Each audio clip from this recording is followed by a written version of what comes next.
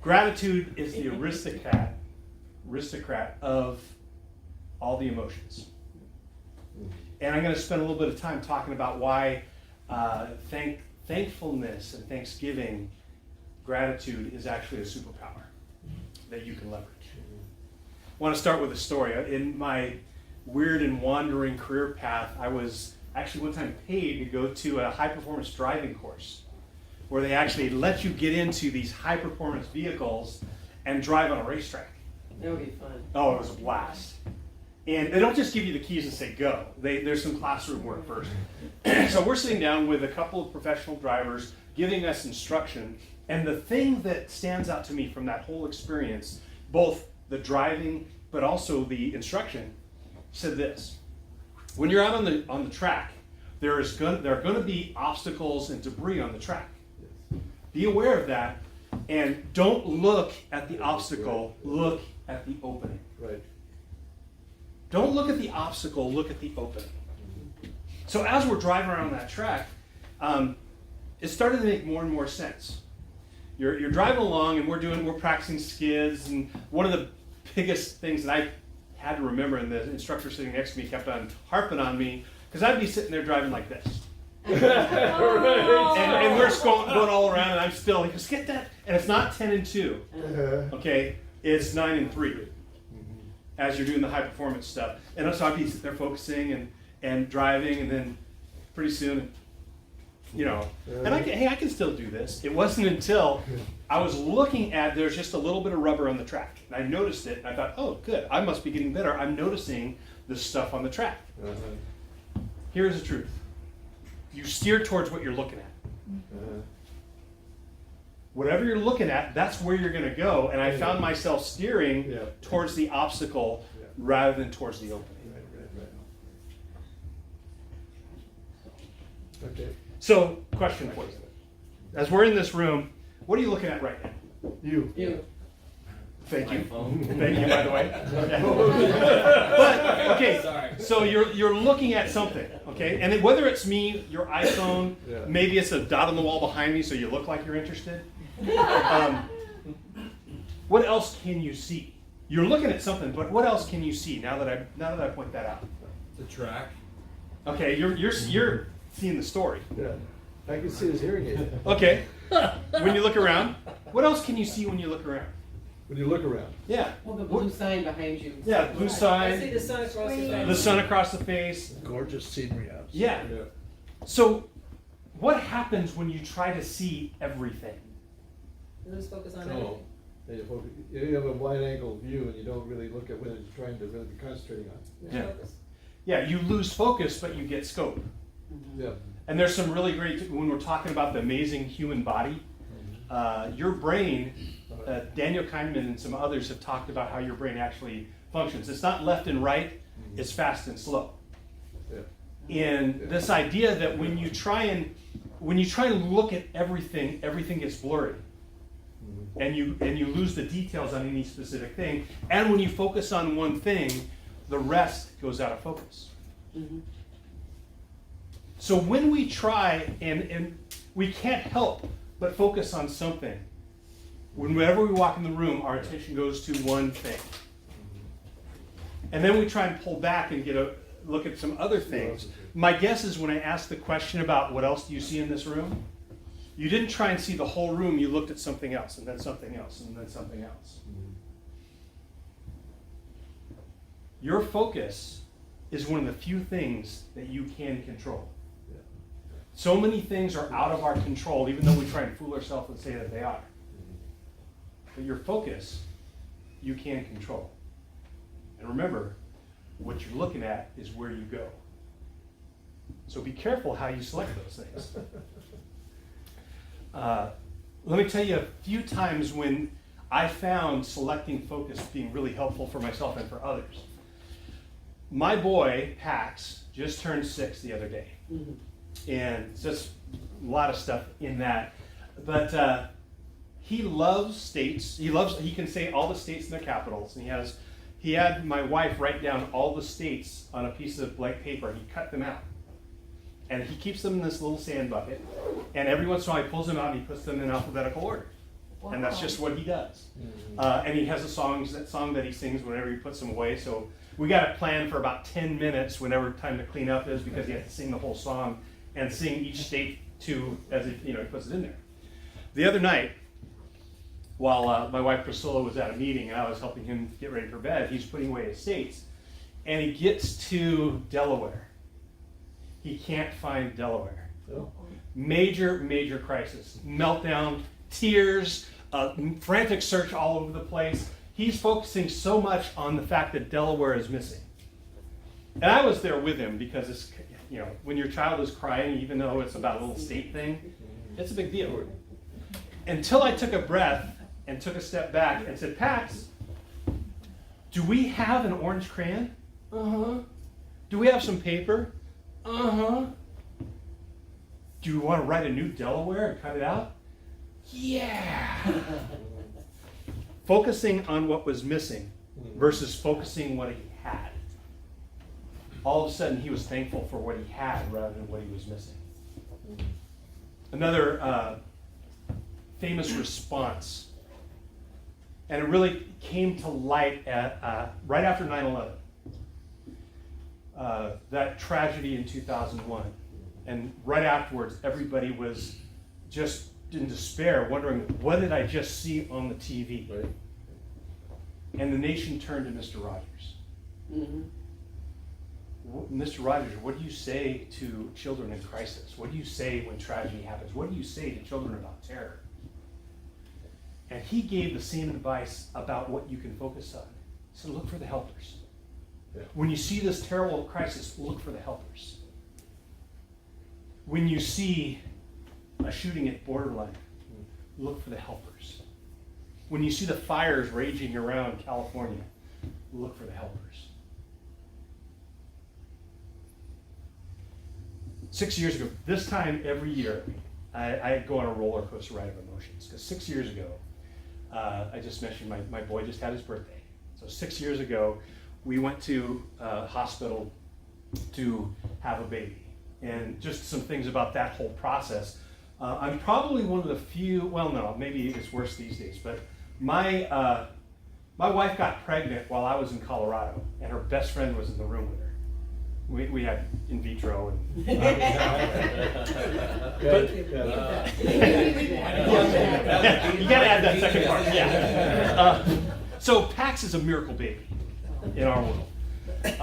6 years ago, we went to have that baby, and on November 9th, Pax was born at a little bit after midnight on the 9th. And it was a C-section, and it was like, Priscilla was really we were trying to do it with natural ways, and it just wasn't happening. So we ended up going there, she went in just before midnight. The baby Pax came 20 minutes after midnight. Wow. So it entered into a brand new day as far as the hospital is concerned. Right. The 12th is our anniversary. So 8 years before that, we got married. So we were celebrating our anniversary in the hospital with the joy of a new baby. Later that day, actually it was early in the morning, I had gone home to shower and get some stuff. And while I was at home just getting out of the shower, I got a phone call. And the nurse said, get down here right away. Your wife hemorrhaged. And we don't know if she's going to make it. I might have broken a few laws getting down there. And as I came in the door to the floor where my wife was, the nurse met me and gave me all the details. And then she gave me a big hug. I don't know whether that's professional for a nurse to do, I don't know. But of all the things that happened that day and that next week, the fear, the fear of losing my wife, but also the fear of having to bring home a baby to an empty house. A lot of things I could focus on. But the most vivid picture I have of that incident is that nurse hugging me. And that's the stepping point for being so thankful for family. We can choose what we look at in the moment and in our past. And what we look at impacts the story we tell ourselves. So why focus on gratitude? Why focus on Thanksgiving? I love Christmas. Don't get me wrong. I love Christmas music. We host every year. We host an open house caroling for the neighborhood. It's a blast. I love Christmas. But every year I fight that love because I don't want to skip Thanksgiving. If we don't give Thanksgiving its due, then we don't really set ourselves up to experience Christmas fully. I wish Starbucks would make Thanksgiving cups to help us remind us of that fact. So why do we focus on gratitude? Why do we direct it that way? We live in a distracted world. We were just talking about that this morning. Social media, media in general, it pulls our attention all over the place. When you focus on gratitude, you focus on something of significance. And having that focus helps to eliminate the distraction. We will always have distractions around us. We can choose what we look at. And gratitude can help us focus. We live in a world on hyperdrive. We can go as fast as we want to. And there's an adage, I learned this when I worked on a boat. I was across between Jacques Cousteau and Mr. Fun on the boat. And what I learned from the experienced captains was speed kills and slow is pro. So when you see somebody with like a boat coming in, this is a big 150-foot boat, and younger captains would see how fast they could go and end up fast is slow, because you end up having to redo it. Every once in a while you get lucky and it looks really cool and you swing in there. But an experienced captain brings it in slow and hits it the right first time every time. Fast is slow and slow is pro. Focusing on gratitude slows you down, because you have to stop and look around. Because in this distracted world, we move quickly through the world and we miss out. Getting the discipline of focusing on gratitude slows us down to look for that great stuff. And even if we're surrounded by terrible stuff, we can always find something great. And if we're surrounded by great stuff, we can always find something better. Slow it down.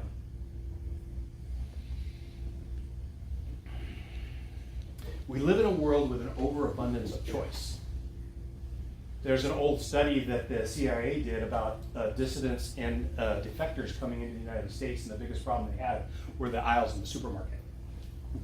Because there were so many choices there, they didn't know what to do. They were used to having one, maybe two choices of any product. Walk down the aisle and how many brands of toilet paper are there? Try and select a soup. There are so many choices out there, and this choice overload really tends to stall us. Talk with marketing. You don't want to put 15 choices out there for somebody to buy. What you want to do is get it to the best 3. 4 maybe, 3 better. What focusing on gratitude does is it gets away from all the possibilities out there and helps you prioritize and focus on the best 1 or 2. So in this world of too many choices, when you focus on gratitude, you get to have a laser focus on the best 1 or 2 options out there. Another reason to focus on gratitude is that it helps us tell ourselves better stories. You know, there's a story that you tell yourself whether you know it or not. And it is based on real experience. And it might even have been helpful in your past. But when you focus on gratitude, you're able to better understand the story that will work for you going forward. I do a lot of coaching and consulting, and whether it's an individual or an organization, they tell themselves stories about who they are and what works and what doesn't. And coming to grips with stories that are no longer working for you is one of the biggest hurdles that I face when I'm working with clients. And one of the things that we do together is to take a look at, in your past, I think about my experience with my wife and my son. There are so many things that I could look at that experience and I could focus on it, and it could tell a whole different story. I choose to focus on that nurse giving me a hug, which opens up my eyes to so many other options. When people are hitting roadblocks, oftentimes it's because they're telling a story to themselves that no longer helps. And I'm not asking people to go and reinvent their past. What I'm doing is that our brains are notoriously poor at assembling and remembering things. Our memories are horrible.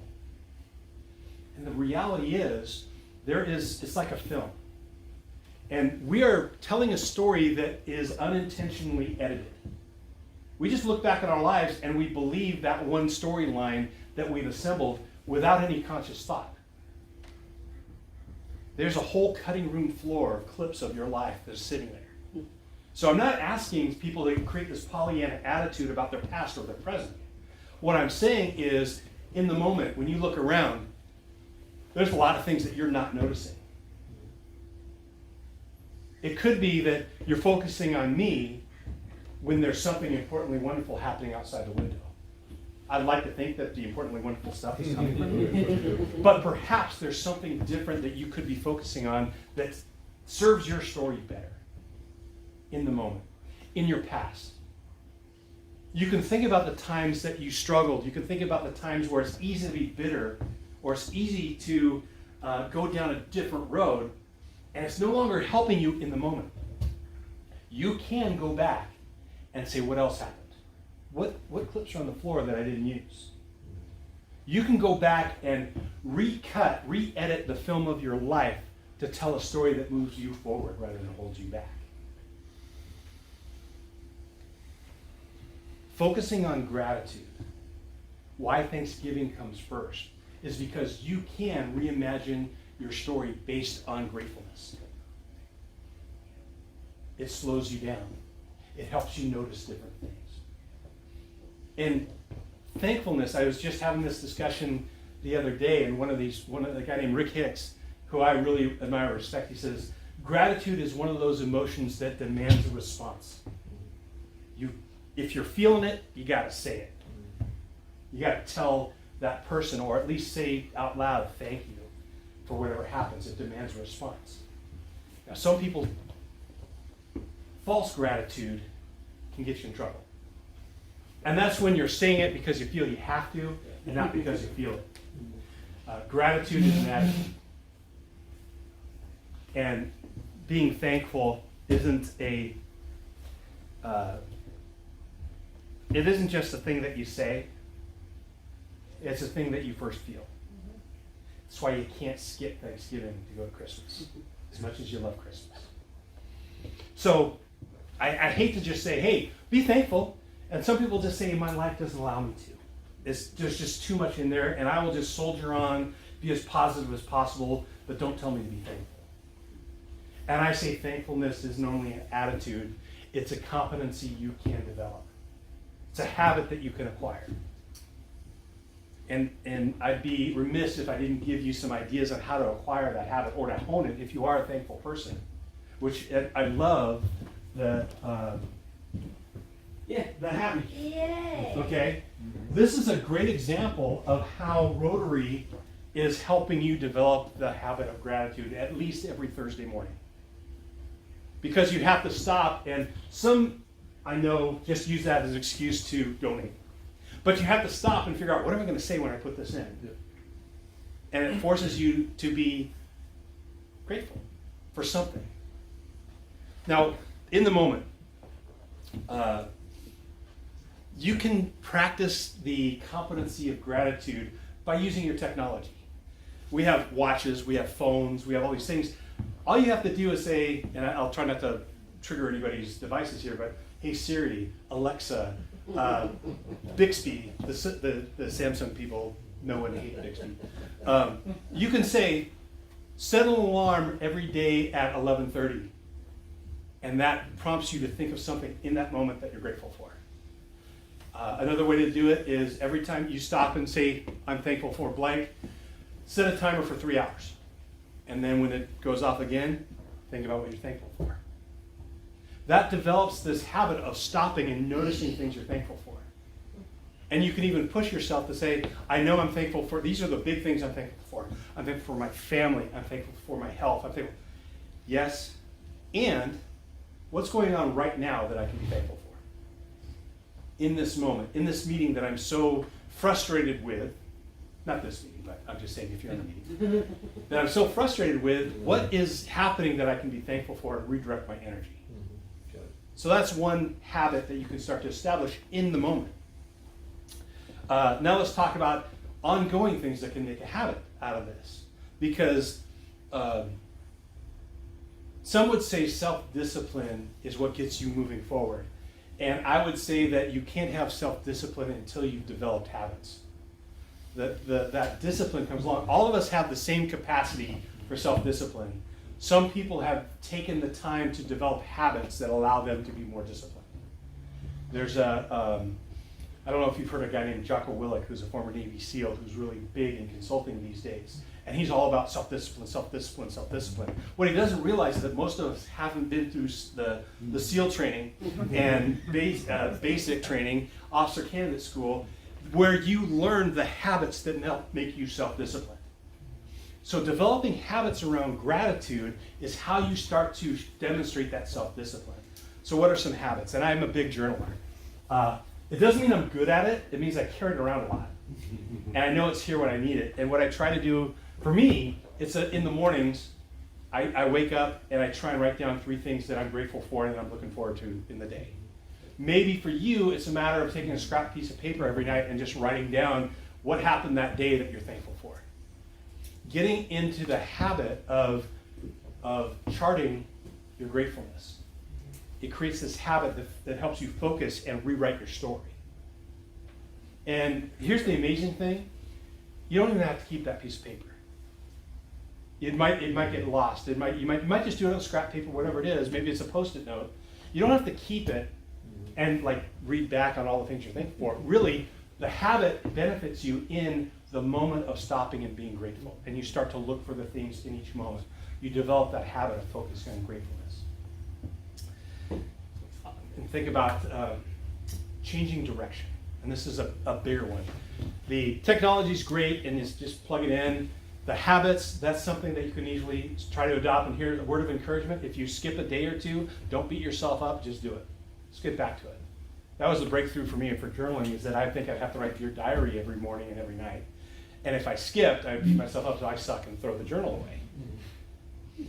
If you give yourself grace, you can move forward. And I promised I wasn't going to point out some of the reading, but I had to. I'm grateful. I'm grateful for you, John. I'm grateful that you stayed as long as you did. The last little bit of advice of how to develop this competency of gratitude, perhaps it's a matter of looking back on your life. And maybe there's some stories that you're telling yourself that you just can't get over. And what I would say is that if that's keeping you from moving forward, look and ask yourself, when were the times when I was most effective? When were the times when I was most happy? When were the times that I thought I was really knocking it out of the park? And think about those times, and then reflect on everything that was going on during those times. What are the things that you're not noticing? Why aren't those things making it into the story that you're telling yourself? And that's an exercise that I've done with many of my coaching clients around if they felt stuck and they can't move forward and they keep on going back to an old story. I say, wait a minute.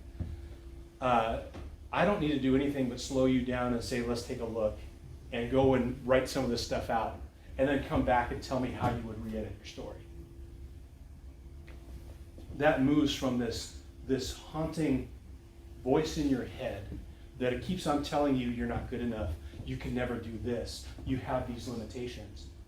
And it goes back and says, there's other voices that I can choose to focus on. And I want you, I get to this point just to say, Thanksgiving is worth the time to slow down. Even though I love Christmas, to skip Thanksgiving would lose the power of being present enough to know what gifts to give and how to be appreciative of the gifts that you have.